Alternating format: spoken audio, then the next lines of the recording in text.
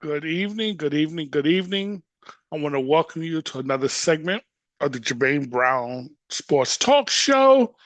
Again, I got to come with a different name, but anyway, today is Thursday, October the 17th, 2024. This topic, now I tried to make a video the last time, but unfortunately I had posted it and didn't realize I had some audio issues. And luckily, a friend, informed me that Jermaine, hey, you posted a video that didn't have audio.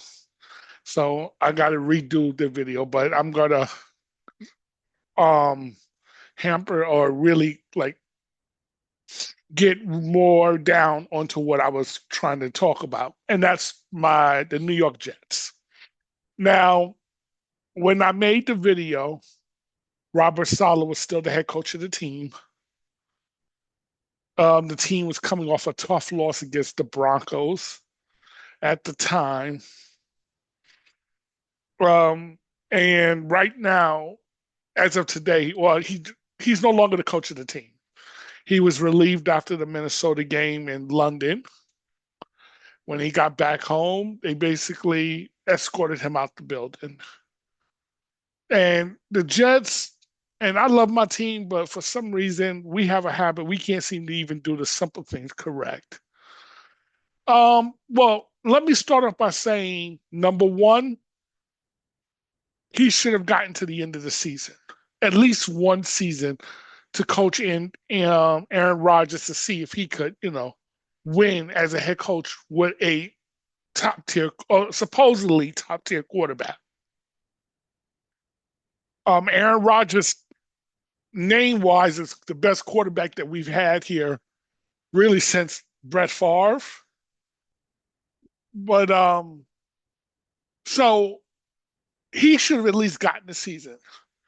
But because when they was losing to like Denver, when they lost that game against Denver, a lot of media people in New York was calling for the head of Robert Saleh. Oh, the man should be fired. He's a terrible coach, yada, yada, yada, yada. And they was basically absolving Aaron Rodgers and the players. I mean, they gave him some criticism, but they focused more of their ire at the head coach. And I'm not saying that the head coach didn't deserve none of the blame. No, he deserves some blame. But usually, folks, the blame should go is to the players. Players play, coaches coach, GM, so on and so forth. Owners own. Okay, so on and so forth. The blame should have been put towards the players, but you didn't blame the players, you blamed the head coach. So after the Minnesota game, a game that really, quite frankly, they could have won had Aaron Rodgers just played well. I'm not even asking Aaron Rodgers to be great, just play well. And just could have won that game. So instead, they fired Robert Saleh after that game. They at least allowed him to get back to New York before firing him.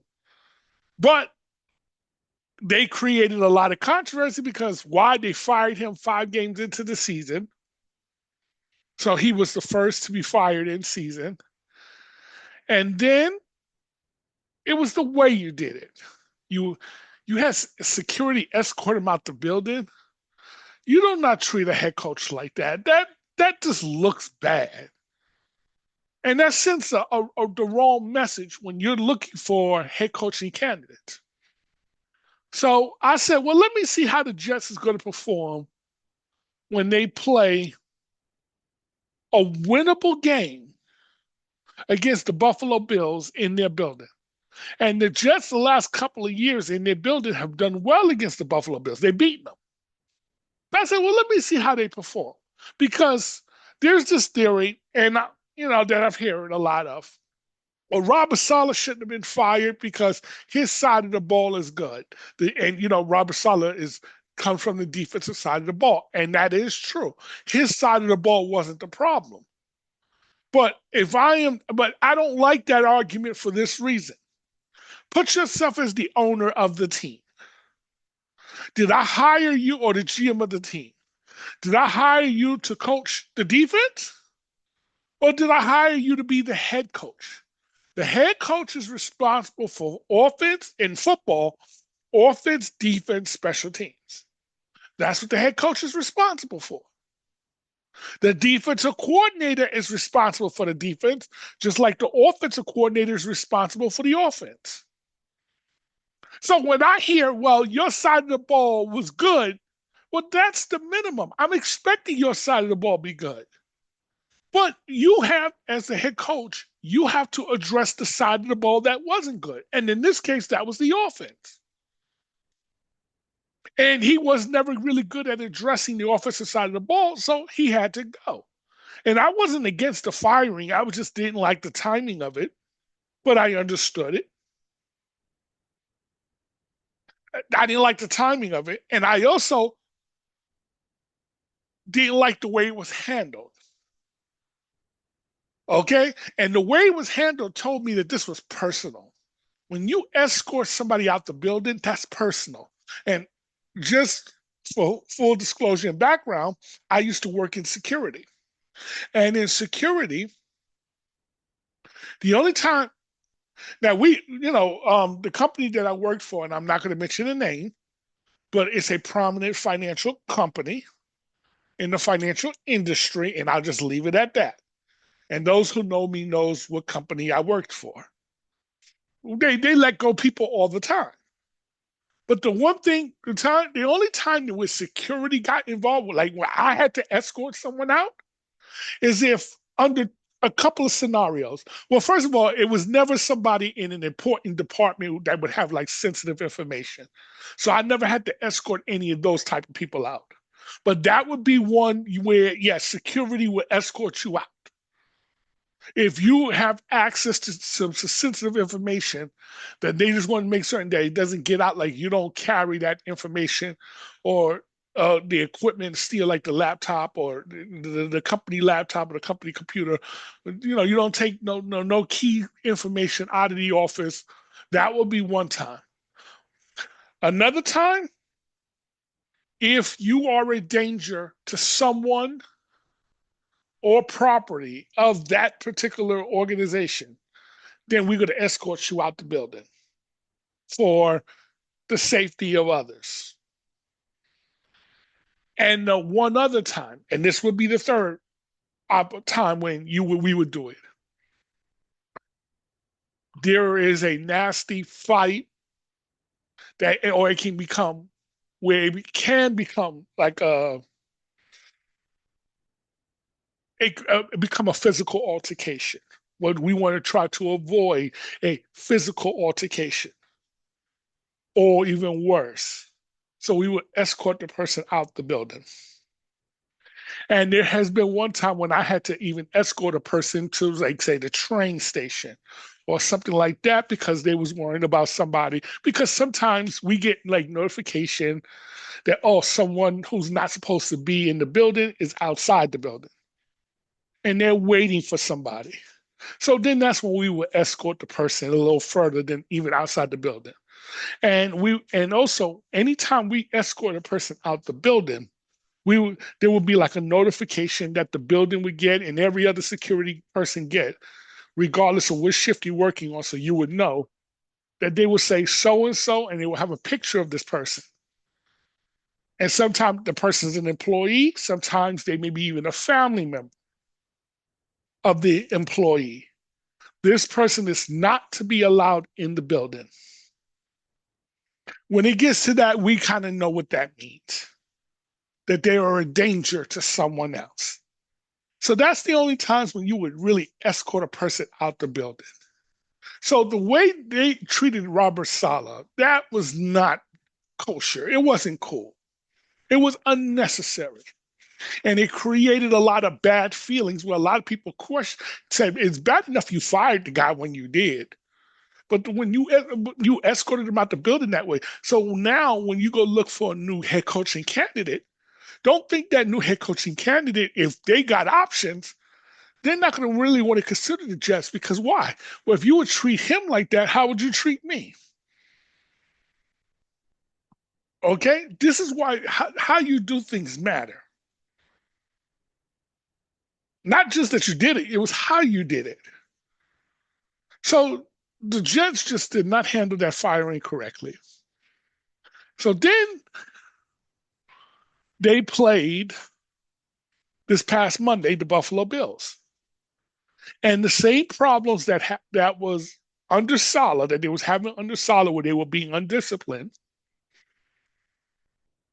The same problems arose its ugly head. Its ugly head rose against the Buffalo Bills. And then now the New York media, and this is why I got a problem with the New York media, because all 4 weeks and stuff like that, they was like, excuse me, Saleh needs to go. Saleh is terrible. Saleh is this. Saleh is that. Now, historically, Woody Johnson's never fired a coach in season, and everyone knew that. But what the media was doing was complaining every week so that at the end of the season, he would be gone.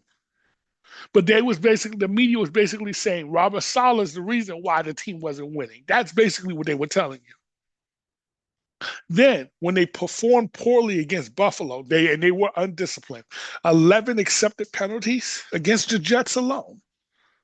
Buffalo had double-digit penalties too, but so that tells you how sloppy that game was. But that many 11 accepted penalties, that's undisciplined. That's sloppy. Now the media goes, or a person in the media in New York goes, well, I was going to wake up today and blame Robert Saleh for this loss and them being sloppy, but I can't do that because he's no longer the coach of the team. Now I got to put the blame where the blame really belongs, and that was on the players. Dummy. The blame should have always been put on the players because players get paid to play. Newsflash, players get paid to play. A coach is only as good as the players. I don't care how great the coach may be. If the players are no good, he's going to be no good. I'll give you a perfect example. Bill Belichick is arguably the greatest coach in the history of the game of football. At least that's what most people would say. He is recognized as the greatest coach, even better than Lombardi and all this other stuff. Okay, fine. And I mean, listen, he got the record to back it up. Except one thing. As long as he had Tom Brady, he was good. Belichick was golden. Belichick would win a lot of games and even win Super Bowls as long as he had Tom Brady. But the minute he got above his bridges or bigger than his bridges and said, well, I don't need Tom Brady anymore. I think I can win without him. And the owner, Robert Kraft, said, okay, let's let Tom Brady walk and we'll see if you can win without him. His win totals dipped each and every year so bad that Robert Kraft just fired him at the end of last season. Okay? And so it was so bad that, yeah, they fired him at the end of last season. Now the man's without of a job. Now you say, well, wait a minute. If he was so great, why did he get fired? Simple, because he was losing games. If you look at his record without Tom Brady, that goes back to his days in Cleveland, his days before Tom Brady in New England, and then his days after Tom Brady when Brady left the building. He is a sub 500 head coach. So who really was running the team? Or who really was responsible for its success? And like I told my friend, let's call him Rob, and I hate using this analogy, but I'm going to use it because it's apropos. It applies. Sports is like a prison. In that a prison, the inmates run the prison. COs can tell you what they want. COs can pretend like their COs do not run the prison. Okay? Their job is to keep order.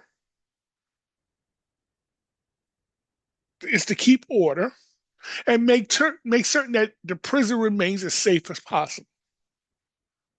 But inmates run the prison because why? At the end of the day, there's more of them than the guards. And when the inmates get out of control, and there's this thing called a riot, they can take over a prison within minutes. In less than an hour, they can take over an entire prison if things go correctly. And that's the biggest fear of a corrections officer. Well, a head coach is like a corrections officer.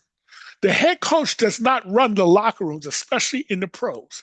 Now, he might run it in college, but in the pros, the head coach does not run the locker room.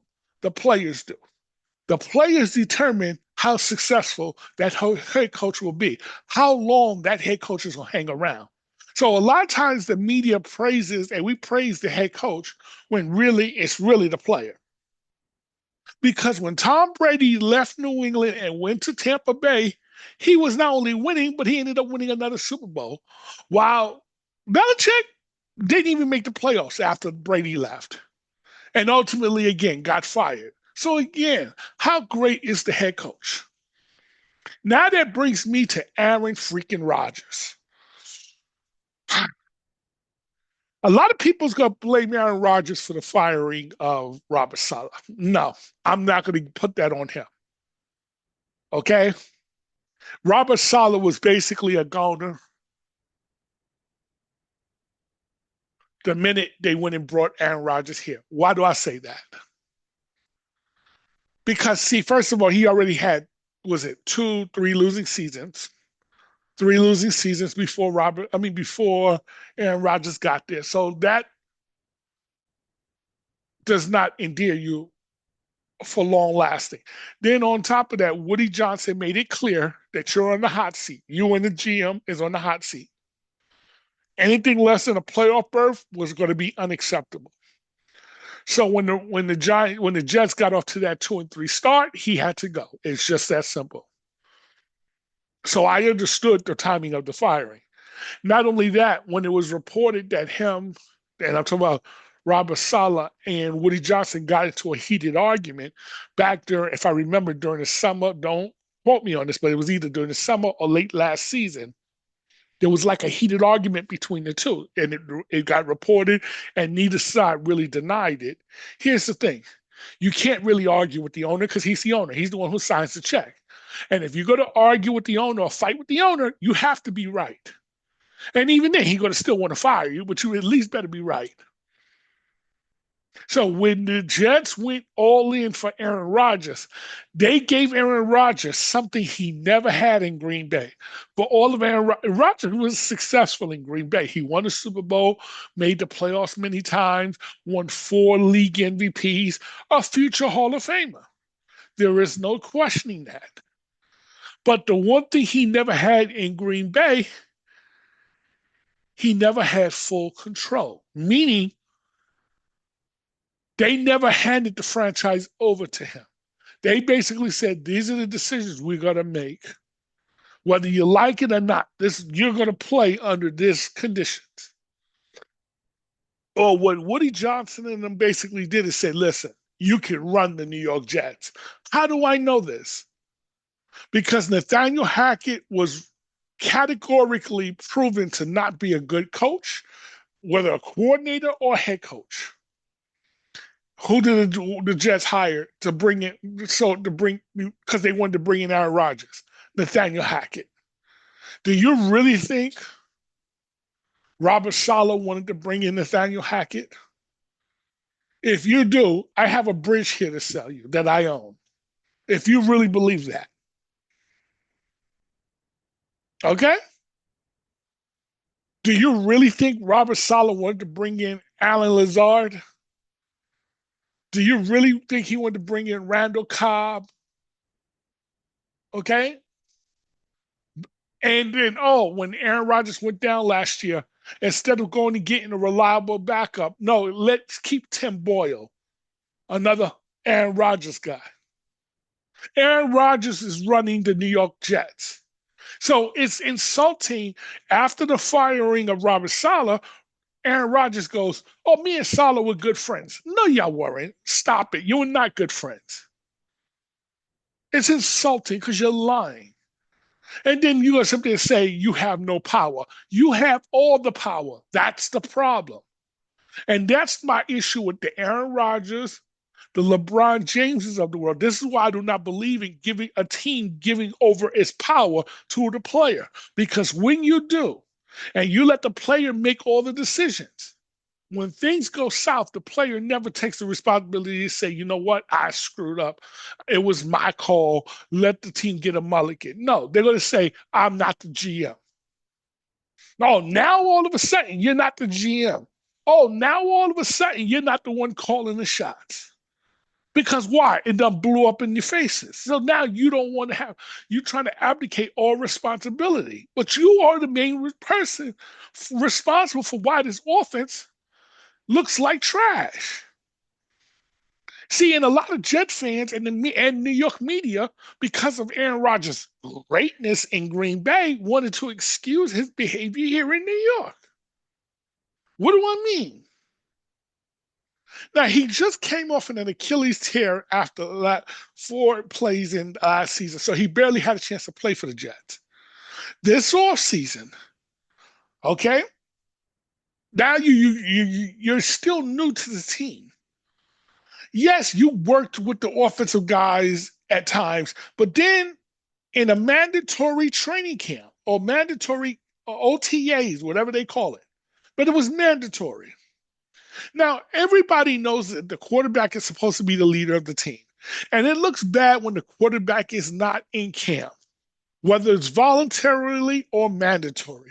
It's not a good look. The only time the quarterback should be excused for camp is if they're dealing with a family emergency or they're trying to recover from a serious injury.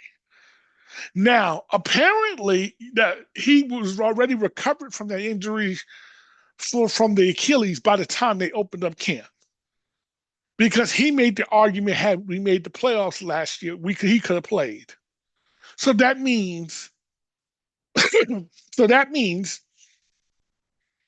you was fine by the time they opened up camp.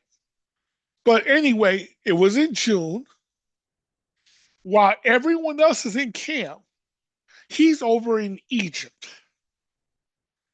and didn't inform the team ahead of time that he was going to do that. He just decided, I'm going to do that. And Robert Saleh did not answer this question correctly about Aaron Rodgers' absence, and that did not help matters. As a head coach, you got to know how to answer these questions. All he had to do was say, and I'm just saying, if you're Robert Saleh, all you had to do was say this: look, Aaron Rodgers will be ready when the time comes. Okay? He had an important matter to handle in Egypt, and he will handle it, and we will handle it together as a team. And leave it at that. Don't say no more, no less. But by saying that the absence was unexcused, then it told everybody that Aaron Rodgers did not have the permission to go over to Egypt. And we knew he didn't have the permission. But by you telling it, you just stated the obvious. And then you was forced to walk it back when Aaron Rodgers got upset. That's how you know Aaron Rodgers is running the team. Because see, when Aaron Rodgers got upset, now all of a sudden, no. It was actually sorry, it was just miscommunication. It was actually excused. No, it wasn't. It was an unexcused absence. And like Shannon Sharp said it, and Shannon Sharp was right. Uncle Shay Shay was right. Was he looking to solve the Middle East crisis? Was he going to bring peace in the Middle East? Because now if he's doing that, then it's okay for him to be in Egypt while everyone else is in camp. But he wasn't doing that. So then why are you in Egypt while everyone else in camp? That's a big deal. So when the Jets start the season and they're offensively not on the same page, you got Garrett Wilson running it in when Rodgers wanted him to run it out, or when Aaron Rodgers wanted him to run it in, Garrett Wilson ran it out. They're not on the same page. Now he's upset. When the offensive line, because he likes to go hut, and do all that stuff, they can't jump to make the defense jump off sides, and now his own guys are jumping off sides. He's upset. Oh, we got to be on the same, and then he'll say, we got to be on the same page. Well, Aaron, we would have been on the same page as you brought your behind the camp. That would make it easier. Okay? And then, lo and behold, after the loss against the Buffalo Bills, what does Aaron Rodgers say? Well, the receiver there, he ran the wrong route. If he would have ran the right route, that play would have been there and all this other mess. Like, Aaron, now you're throwing your teammates underneath the bus.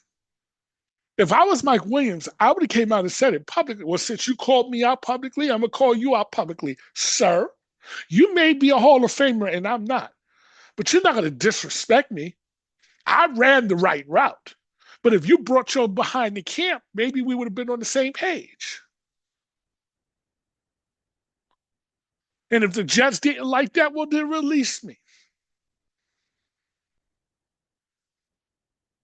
Release me. Trade me, release me, do whatever. And again, speaking of the Jets, you went and you traded for Hassan Reddick, a defensive end. Hassan Reddick hasn't played a snap for us because why? You didn't give him the new contract that he wanted. Now you don't have the defensive end to rush the pass. The Jets just know how to screw things up. That's what we seem to be the masters at. Okay? We oh boy. This is the New York Jets for you. This is why the New York Jets is a mess. And until we get this cleaned up, and unfortunately, we're not going to get it cleaned up because now that you done fired Robert Saleh, and now even Mike Francesa, and I love me some Mike Francesa, but Mike Francesa irritated me this week because all the last 4 weeks, he was calling for the firing of Robert Saleh. Now that Woody fires Robert Saleh, Mike Francesa blames Woody Johnson for firing Robert Saleh. He saying, why did you fire him so soon? You should have let him coach out the season. Okay? Because now the defensive coordinator has to be the head coach, and now that's going to affect the defense. Mike, you didn't think about that when you was calling for the head for Robert Saleh? You didn't think that that was a possibility? You didn't think that it was going to go down that way? No, here's the reason why New York media is upset about the timing of the firing, because now they can't put the onus and the problem on Robert Saleh. They can't put the blame on Robert Saleh. They got to put the blame where it matters, on the players. Oh, and who brought in these players? Joe Douglas. So he's the next domino to fall. Because now it's being reported that Joe Douglas was not at the press conference when they announced the firing of Robert Saleh. So everybody's questioning, well, where was Joe Douglas? See, so the Jets have just already, and right now they're 2-4. They have to beat Pittsburgh this week. They cannot afford to go 2-5 because if you go 2-5, now it's going to take you, you're probably going to need at least a minimum of 9 victories to probably make the playoffs. If you lose this week coming up against Pittsburgh, you're only going to be afforded about 4 more losses at the most before you can't lose any more games. If you're going to have any shot at the playoffs. And 9 victories doesn't even guarantee you a playoff. It's just to guarantee you a shot at the playoffs. And if you notice, I'm putting those in air quotes for a reason. I want to thank you for watching another segment of the Jermaine Brown Sports Talk Show. If you like this, give me a thumbs up. Give me subscribe, leave a comment, whatever. And I will talk to you later. Have a good day.